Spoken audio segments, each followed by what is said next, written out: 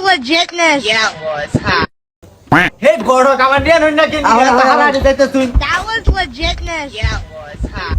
গড়ক তেলে আমার ভালো চেয়ার হইছে না আমার ডাকো বহ বহ জামাই বহ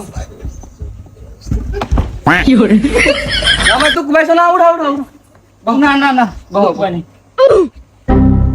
এই যে জরনি পছর আব্বা মিষ্টি দে।